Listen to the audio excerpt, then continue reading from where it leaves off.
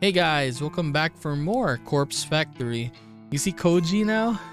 He's in the title screen. Anyways, let's continue. We're gonna have a date or a talk with Koji at a coffee shop today. Okay, I'm a little worried that I haven't received a news alert for an obituary today. My latest victim, the twin woman, had her photo timestamp set to 9:01 this morning. If my method worked like it has the last few times, then she should be well and truly dead by now. She should have slit her own throat, or someone mysterious should have come along and slit it for her. It's not like I managed to identify how Corpse Girl's power works. I'm no closer to figuring out why her victims die. All I know is that they do die. And yet, I can't find any matching obituaries for the day. I've tried searching manually too. I can't always rely on my automatic filters to get it right. I've scoured every source I can find and I have come up with nothing. It is possible that she hasn't killed herself yet. It's possible that she's planning to do it. Or maybe someone else is still plotting to kill her on Corpse Girl's behalf. It's also possible that this time a victim won't die. I mean, she has a lot of requests, right? That a lot of fails, I mean. So this could be a fail as well. Depressingly, that puts me back at square one. My winning streak will be over before it really begins if the corpse photo has no effect. I make a mental note to discard the burner phone when I get home. I somehow forgot to get rid of it on my way to work, being so absorbed in my strict morning routine. But it's not too late. Barely 24 hours have passed since I sent out the photo. I'm not straying too far from my modus operandi. Yo, you came. Mad. That familiar, halting voice snaps me out of my thoughts. Kojiro stands before me, wearing slightly cleaner clothes than last time we met. It's very possible that he interpreted this meetup as a date and decided to wear his absolute best outfit. The smell of the morgue is only faint upon him, thanks to the desperate cover-up scent of strong cologne. Hi. Can I sit? Please. Kojiro pulls up a chair and sits across from me. He's relaxed and awkward all at once. His tall, lanky form doesn't really seem to fit him in with the tiny cozy cafe he selected as our meeting point. Waiting long? No, not really. Great. Ordered yet? Why does he speak like this though? No. What do you recommend? House blend. Fantastic. They roast it here. Also, the chocolate gâteau is amazing. I'll order 2 slices. Thank you, but I'm not hungry. Coffee is fine. Roger that. The waitress eventually comes around and Kojiro places our order in fluent French. I think the waitress is taken aback as she bows politely and humbly asks him to repeat himself in Japanese. Okay. Once our order is settled, Kojiro leans forward and looks into my eyes. You wear glasses? I subconsciously reach a hand to my face and check if I'm indeed wearing glasses. Of course I'm not. No? Why would you say that? Kojiro leans back casually and shrugs. Couldn't remember. Maybe you had them on last time. Last time? Is he referring to when we met at the library? I've never worn glasses. Sorry. Don't be sorry. Just making conversation. This place is great, right? It's true, the cafe possesses a quiet, comfortable atmosphere. The smell of freshly roasted coffee lingers in the air, and the display of various cakes at the front counter doesn't make me ill. I can make out the faint sound of acoustic music in the background with the vocals in what I presume to be French. All in all, it's a nice place. Kojiro chose well. Oh, is this place expensive? I just don't have much money, that's all. Don't worry. It's on me. How's work? The bank, right? I cock my head to the side. Did I ever tell him what I do for work? I don't recall saying anything on the subject. I work at the head office for Temujin, not in an actual bank. That's so. Huh. Read your profile wrong. I relax somewhat at his explanation.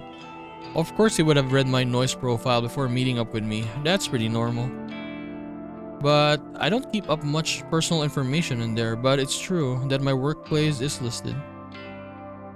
Our conversation is put on hold as the waitress returns with the 2 cups of coffee and a single slice of chocolate gâteau. The cake is delicate and moist, and my stomach growls in betrayal of my convictions. Koji thanks the waitress in French, and she once again bows in embarrassment and takes her leave because she can't talk in French. A bite? He scoops up a section of the cake with his fork and holds it out to me. I wave a hand politely and shake my hand. Oh well. He takes a bite and looks immensely satisfied with his choice of dessert. Could eat if you wanted. You're skin and bones. Excuse me? Just saying, could stand to gain some weight. The nerve of him. Who would say that to a young woman? I'll have you know that I eat perfectly well. Think. You don't eat at all, Noriko. Whoa. Sorry. Wasn't trying to be mean. You're gorgeous. Just saying, some cake wouldn't hurt.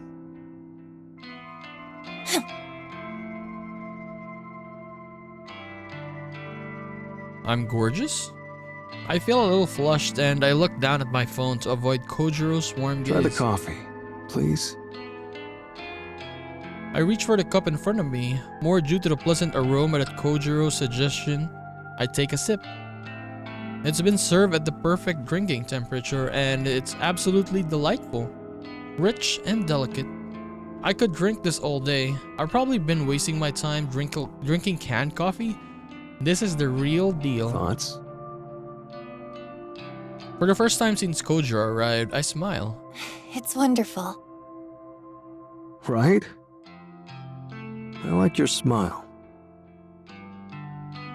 This guy is really laying it on thick. I didn't come here to be swooned. Still. The praise is kind of nice, even if he's just trying to play me with the oldest lines in the book. I figure I should switch the subject to encourage him to stop flirting. So, how long have you worked in the morgue? Wow. Good question. Okay, let's see. 34 now. Started there at 22. Ooh. Damn. 12 years. Never thought about it. Dude, it is so hard. I mean, like, if you're not used to it, right? Seeing dead bodies, oh my god. Shit, I'm old. No, not at all. I can't even imagine that. You're older than I expected, but really, it's no big deal. How old are you? Can I ask that? I don't mind. I'm 20. Phew. Okay. Right. Is that an issue? No, of course not. You're mature for your age, or I'm out of touch. You're out of touch. I can't help but giggle. Wow. Okay. Giggle. He laughs it off, but I wonder if I did hit a nerve. Would you date an older guy? Oh, he's basically asking her now. There it is, straight to the point. How do I answer a question like that? Good question. I've got no issue with age, but I don't really know if you're my type. Straight to the point. And if I can be honest, there is someone I have feelings for already. Owie. That's so. Unrequited love, huh? Something like that. Props can't compete with that. Well, that's okay. I mean, you're stunning. Out of my league. Thrilled to be friends if nothing else. Friend sounds nice. Mad. Mad. He raises his coffee cup in a toast and then takes a sip. Maybe I had him wrong. He might be a bit more mature than I gave him credit for. If he can take rejection without pressing the point, that speaks a lot about his character. So, Corpse Girl. Oh. Interesting, right? How does she do it? The photos, the killings, all without knowing the Vic's name. Yeah. Wonder what her death count is. 3, 4 if I'm lucky. I try not to say this aloud. Eiichi Hanada. Car crash. Was it planned? Cut the brake line. Drugged. I have no idea. Sorry. But you requested his death. Yes. I did lead him to believe that. I'll have to continue to go along with And it. for no personal reason? That's right. Brutal. Brutal. Don't request my death, okay? We'll see. His face lights up almost as if he's impressed with the ambiguous answer. Excited even. Maybe I should try the site. Request a death. Know anyone who deserves it? Sorry, not off the top of my head. Neither. Maybe you should request me. I'm dying to know how it goes down. You know, maybe you shouldn't mess with this stuff. What if you really ended up dead? I can protect myself. I mainly want a corpse photo. How does she do it? Oh, by the way, you read that book I gave you? You mean Strange Flower? Bingo. I'm halfway through it. Wow, fair effort. It's long. Thoughts? It's interesting, I won't lie. Nobel Sinclair is a sicko, right? Right. He's not all there. Halfway through, huh? So? Has he dined with the dead? Yeah. Who was it? His school teacher, I think. He dug up her body 2 days after she died and then dressed her in his mother's Sunday best. Yeah. Like, isn't Norman Bates like that as well? I don't remember. Took the corpse out for Italian? I can imagine the waiter's reaction. Ah, classic. Kojiro seems to really enjoy reminiscing about the book. The story is definitely interesting, but the way he's laughing at it makes me a little worried. Then again, the guy works in a morgue, so maybe the whole scenario is just comical to him. Oh, that's it there. It takes me a second to realize what it's pointing at. Sure enough, the book in question is sticking out at the top of my Pass back. it here. I want to show you a funny passage. I nod and reach for the book. I pulled a massive tome from my handbag with a fair amount of effort. The book comes free, but it snags on the bag zipper and causes some contents to fly out.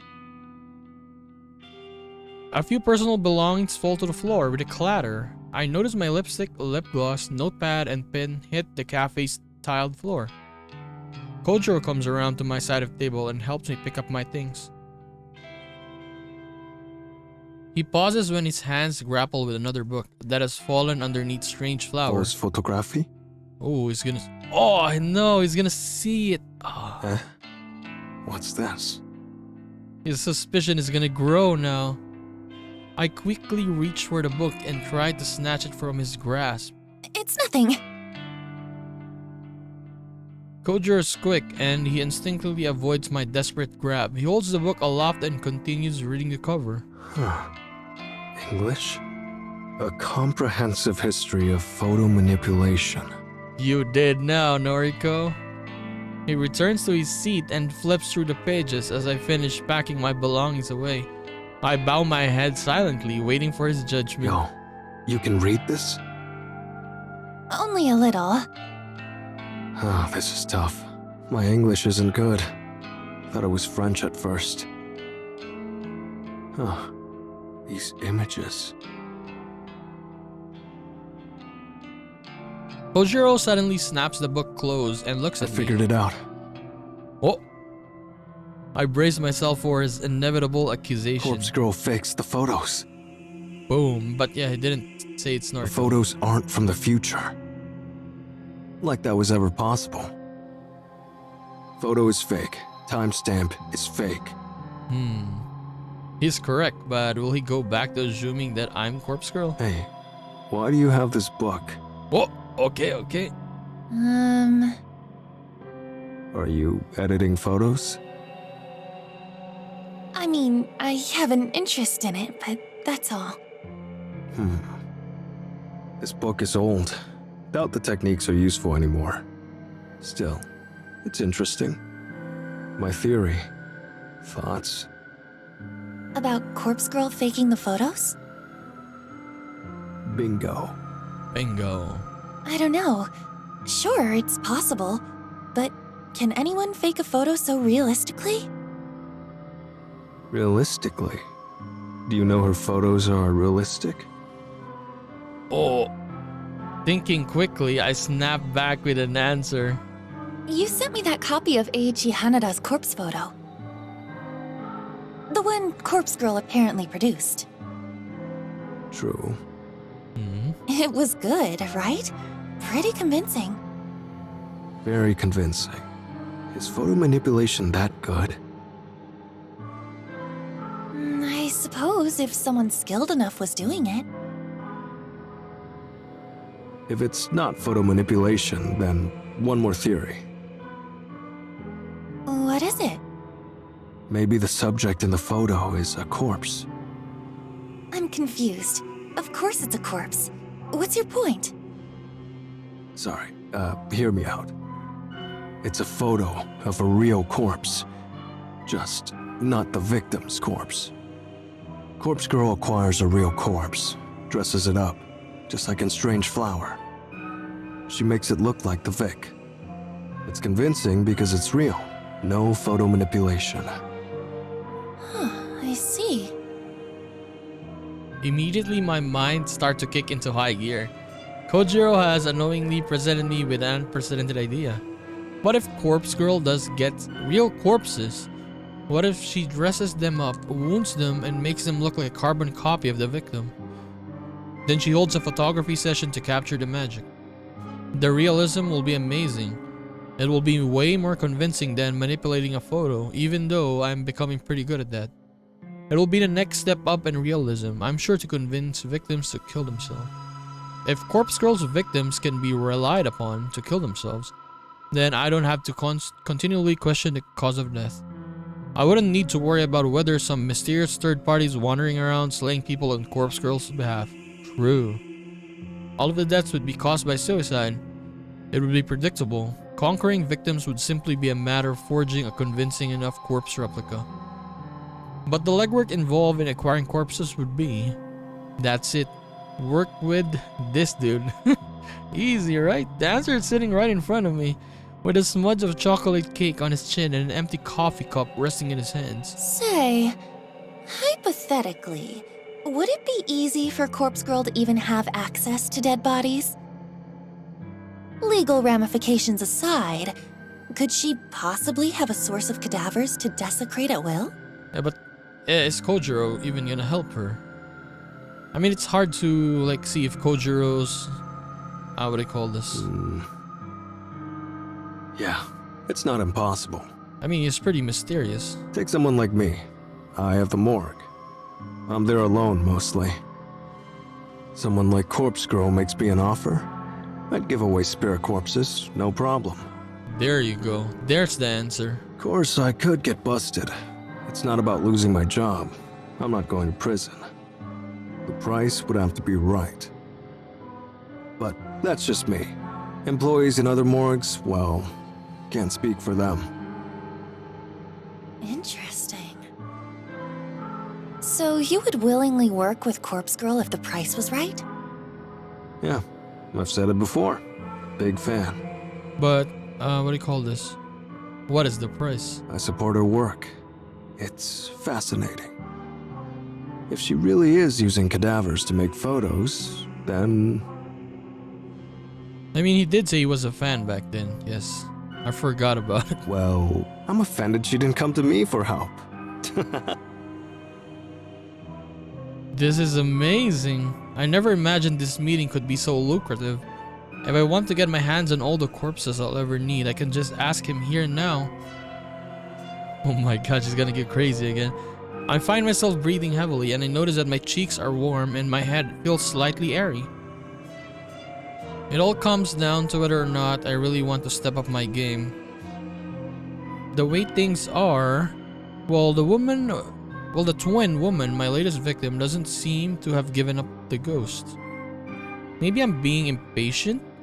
Or maybe my work just isn't as convincing and powerful as I want to be. Then there are cases of the previous victims. Akane Churamaki killed herself, there's no doubt about it. But Eiichi Hanada, it's highly possible his car wreck truly was accidental. I may not have had a hand in that after all. Ruri Hatano, my first ever conquest, the cause of her death still eludes me. There's no way she could have killed herself in the position her body was discovered in. Yes, this is the one I want to know how it happened. Like Ruri Hatano, the first one.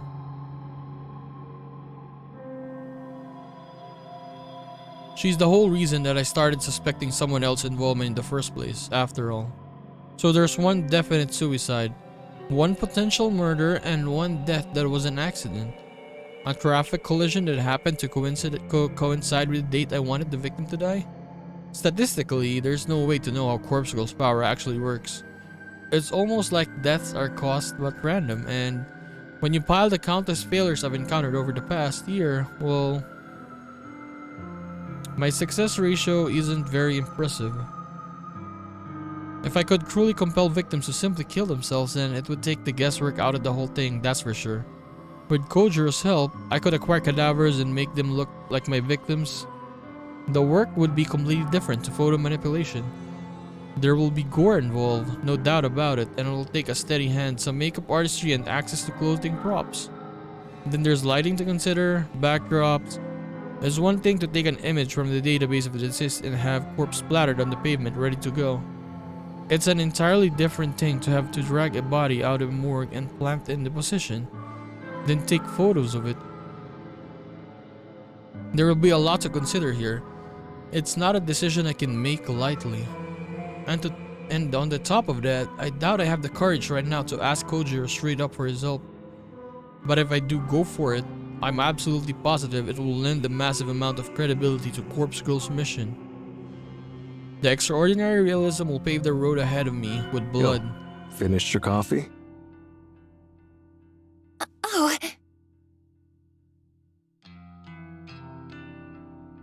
I quickly take a sip and drain the cup. That was delicious. Thank you for treating me. Very welcome. Shall we head off? Yes, let's. Any plans for the night? Yes, sorry I can't hang out longer. No problem. I had fun. Kojiro stands up and conjures his wallet. He leaves a few bills on the table, then steps toward me. I stand up too, and playing my best hand, I quickly lean forward and plant a soft kiss on his cheek. The maneuver is surprisingly difficult, thanks to his height, and I don't think I pull it off as gracefully as I planned. Oh. Thank you for the date. Will I see you again? I give him my best alluring look as I bat my eyelids gently. Yeah, of course. He slowly rubs his cheek with his tender fingers, amazed that I just kissed him. Bye-bye now. Now she's gonna play him so she can get her corpses. Okay, I spin and make a beeline for the exit.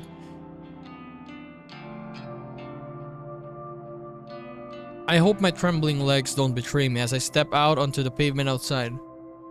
It's not in my nature to try and seduce somebody for my benefit, so much so that my attempt at it has left me feeling rather queasy. I don't know if I pulled it off, but now that I left the cafe, I can't look back to see what effect I had on Kojiro, if any. I cross the road and shiver runs down my spine. I hope I'm prepared for what I'm getting myself into. I mean, she did it, right? Kojiro helped her. Most likely because, remember the prologue, right?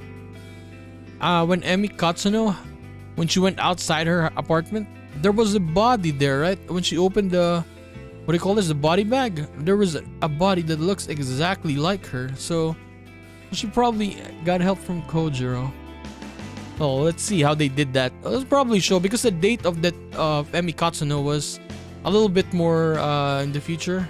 We're like seeing Noriko's story now. Okay, let's continue. The weekend is here, and despite my desire to stay inside my apartment with the doors locked and windows closed, I find myself at the mall shopping for a new phone charger. My current charger gave up on me at midnight, and now my phone is running dangerously low on life power. I tried plugging into different outlets. I tried plugging into my laptop, but nothing. I did give my device even the slightest amount of charge. Though for sure I had a spare charger lying around, but I turned my apartment inside out trying to find it, and I couldn't even find the right type in my drawer of burner phones. So either the charger has died, which is the best case scenario, or my phone has become faulty. I hope the latter is not the case, because I really can't afford to purchase a new one. Getting it repaired is out of the question. I refuse to hand it over to somebody for a day or two and go without it. So I'm hedging my bets on the issue being with the charger. If I can buy a new one, all my problems should be solved. This is what I tell myself as I scurry through the crowded mall, dodging left and right to avoid careless people trying to bump into me. I know there's an electronics store around here somewhere. Even a discount store will probably have a budget charger that will still fit my device. I just want to find what I'm looking for and get out of this place. As I blindly navigate the area, I think back to last night when I first noticed my phone was no longer charging. I had been browsing through the obituary newsfeed, searching for desperately any sign of my latest victim's demise. No clues came up. There were countless new obituaries, of course. This is a big country and people die every day, but very few matched the description of my victim. The obituaries did match, had photos included, but none of them looked remotely like the twin woman. It was dead end after dead end. I might have not just accept the fact that this latest request will go unfulfilled. But accepting it makes me angry, very, very angry. I find myself stomping through the mall more often than simply walking. A few people glance at me, but I don't pay them heed. I wanted that woman to die. I wanted her twin sister to rejoice or despair at the fate that befell her own flesh and blood. I wanted her to feel the fear of seeing her own corpse in photo. I wanted her to feel the cold and clammy hands of death tugging at her skirt, whispering to her, inviting her to spiral down and down and down and down. To spiral down and just die. To give up, to die, spiral down, to die. To spiral out of control. I wanted her to die. Okay, she keeps saying it. Why didn't you die? Why didn't you die?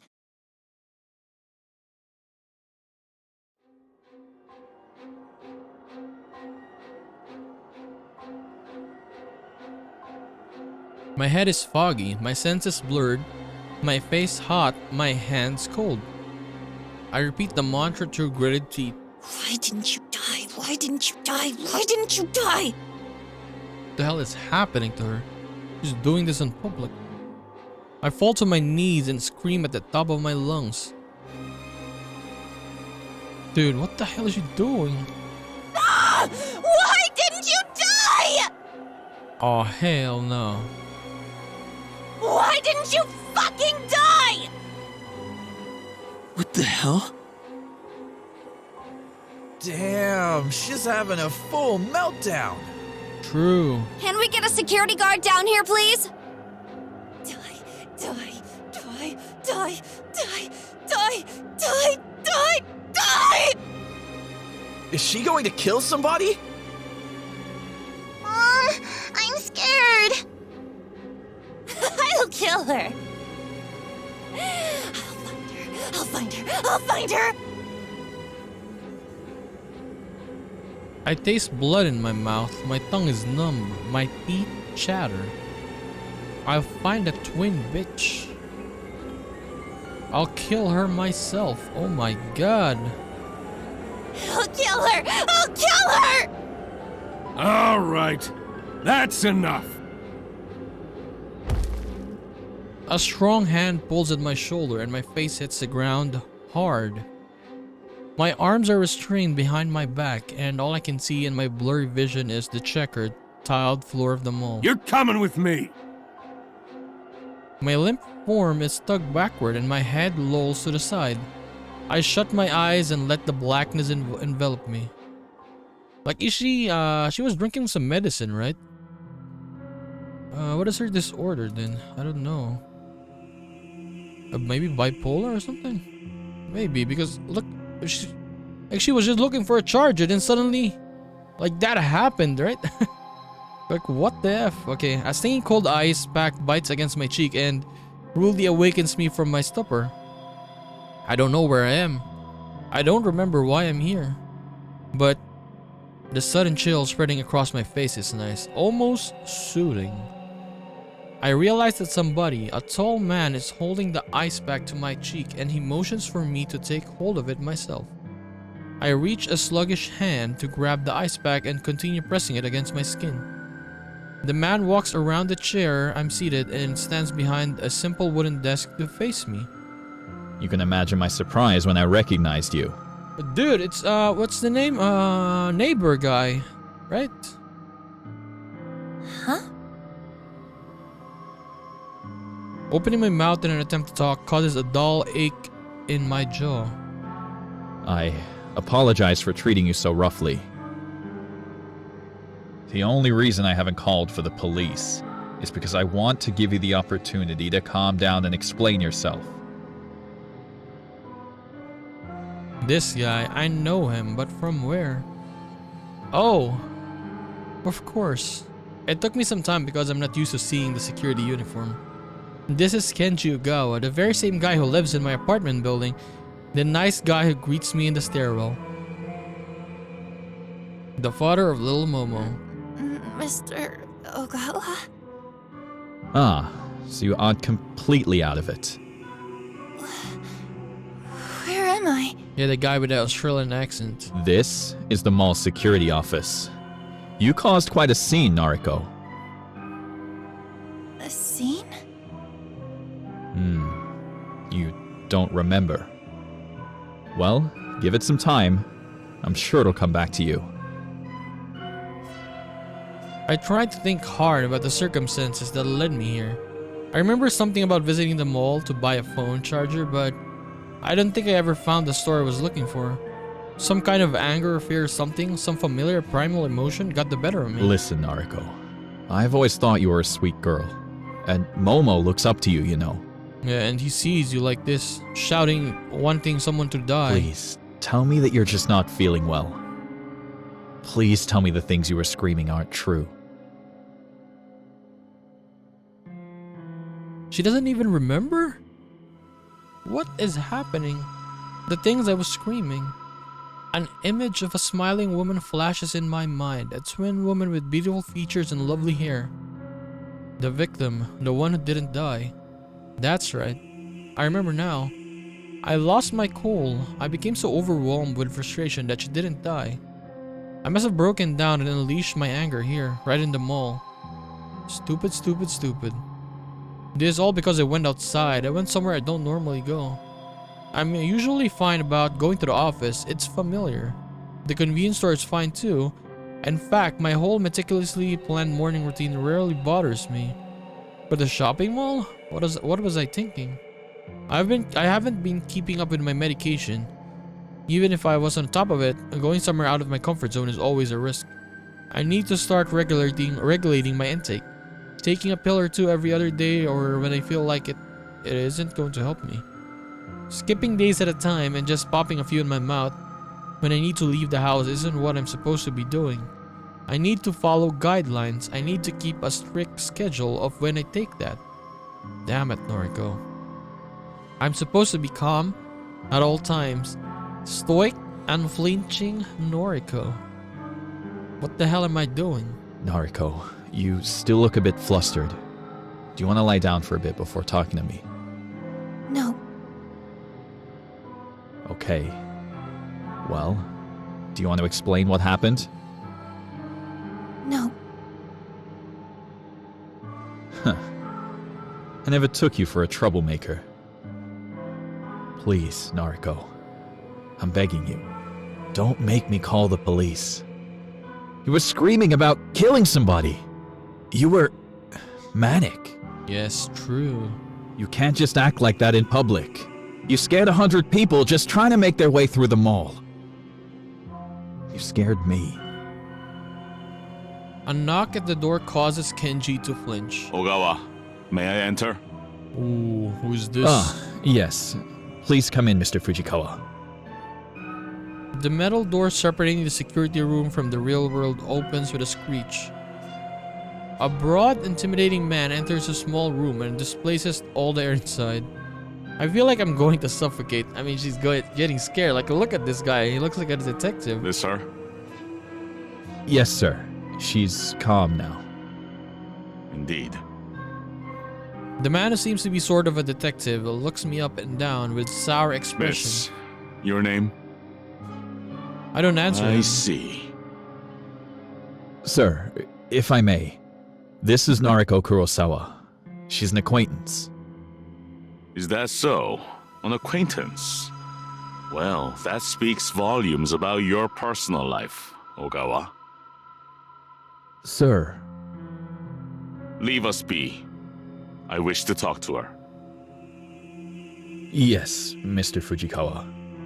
But Kenji's smile, like, look at this. It kind of feels weird, but I mean, he's like he's a good guy, but yeah, the drawing, I mean.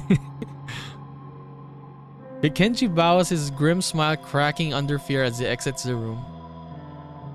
The detective, or whatever he is, towers over me. He pulls out a badge from inside his jacket and flashes it at me. My name is Fujikawa. I'm a detective, an investigator for the Tokyo Metropolitan Police Department. Damn, Noriko, you're gone. You must understand that we take death threats very seriously in the police force. Kaya po? Huh? Excuse me, but Kenji said he didn't call the police. Kenji? Ah, Ogawa. Well, never mind what he said. I was here already in regards to another case. I happened to witness your little outburst. Ogawa was kind enough to allow me a moment to interview you personally. Right. So, what do you want to talk about? Listen, if I were in your shoes, I'd drop the sardonic act. I have reasonable grounds to arrest you here and now. His voice drips with pure venom. This guy isn't joking around.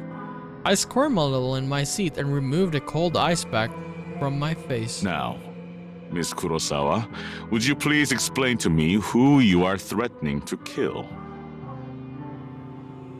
A wave of dread washes over me as the reality of my current situation starts to sink in. If I don't fly straight and narrow here, I might be in a world of trouble. I apologize for my actions. I wasn't feeling like myself earlier. I regrettably skipped my medication recently. The medication excuse. I'll play along. Were you hallucinating then? No, sir. Not exactly. I need to come up with something, and quickly, or I'm not getting out of here anytime soon. See, I recently had an altercation with a coworker about a guy we both like. Why is her accent so... Wait, does Nork have an accent now? Altercation, she said. The detective rolls his eyes at me. Go on. I guess I was a little upset about our fight, and really, we're actually quite good friends, so...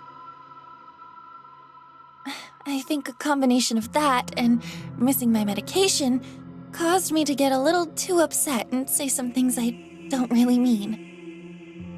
Mm-hmm. And how do I know you're not dangerous? Are you carrying any weapons, Miss Kurosawa? I got a phone without charge. Weapons? No, of course not. I see. Well, you're going to have to permit me to search your belongings. You understand that I can't allow you to leave until I have established that you're not a threat, right? The detective lurches forward and roughly grabs my handbag. Hey! He tears it open and rummages around inside. I'm somewhat relieved that I'm traveling light today. I even left the 2 books I'm reading at home. Okay, if you had the books there, you are done. He finds nothing of interest in the bag, save for one thing, my phone. He taps the screen, toggles the power button, and smacks the phone against his open palm. Is this broken? I realized the last drop of battery power must have finally drained. I'm probably lucky for the fact. If he found certain things on my phone, I might be in trouble. It's not like I keep corpse photos on there. That's what my collection of a burner phone is. But there are certain things that would be incriminating if they fell into his hands. My noise chat log with Kojiro for starters. Yes. And then there are images of Aoi and Tomoe and that famous singer that had their phone hacked and private photos uploaded to the net. Aoi knows I have her photos, she's okay with it. Tomoe doesn't know about hers, that would be hard to explain. The singer on their hand was a part of a big scandal a few months ago. Probably half of Japan has seen her photos. Who's this singer? Did they say this earlier? Or not? Still, I'd rather keep my personal matters completely private. I don't want this asshole looking into my affairs. The battery is dead, sir. Where is your charger then? I don't have one with me. He grunts and throws the phone to me, and I barely manage to catch it with my brittle, skeletal, clumsy fingers. Wait here. I need to make a call. He leaves the room unceremoniously, and I hear the scraping shriek of steel deadbolt locking the formidable door behind him. I breathe out and try to calm my nerves. I look down at the phone in my hand and see my mirror image counterpart peering at me in the black reflection. I don't look as good as I normally do. My makeup is smudged, but it's strangely becoming more and more common for me. I think I gained some weight, my gaunt face seems fuller somehow, and my prominent cheekbones are softer. But you ate like a piece of cake last time. You serious? This girl staring back at me. She's not wholly familiar. Is this Noriko Kurosawa? Is this Corpse Girl? I look like some aberration. Some sickening concoction of myself and some person I don't fully recognize. I don't understand how I could have gained weight. I've been eating less. Maybe the canned coffee I consume religiously contains more calories than I realize. I'll need to cut down immediately. A sour taste rolls around my tongue and I swallow it reluctantly. I feel ill at the sight of myself. The steel door swings open and Fujikawa stomps in like an angry toddler. Well, the precinct claims you don't have a prior record, Miss Kurosawa. That's good news for you, I'm sure. But it's a fucking pain in the ass for me.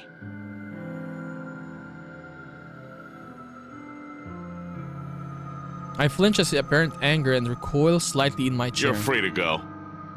However, I'll remember you.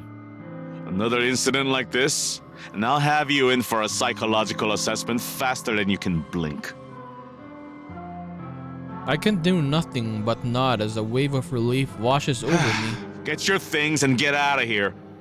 Oh, for the love of God, go eat something. You look like a starving child. Fujikawa spins on his heel with force and once again leaves me sitting alone. I take a minute to collect my thoughts before picking up my belongings and shoving them into my handbag. As I leave the security office, I spot Kenji standing outside the door. He bows his head meekly. Take care, Noriko. Yeah. He doesn't lift his head as I walk away. But there's a huge ass CPU there.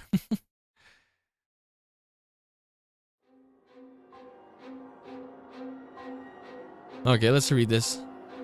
Okay, so much for stoic, unflinching Noriko. Remember stoic, unflinching Noriko? This is her. Weak of flesh, Weak of will. Weak, weak, weak. Noriko can control her emotions. Noriko can face the world outside the peppy pink pills. Noriko, Noriko, Noriko. Oh my, she's getting crazier and crazier every episode. She keeps calling herself that. I keep calling myself that. Dude, does she have like a second persona? What do you call that? I forgot what it's called. But I'm more than that, more than her.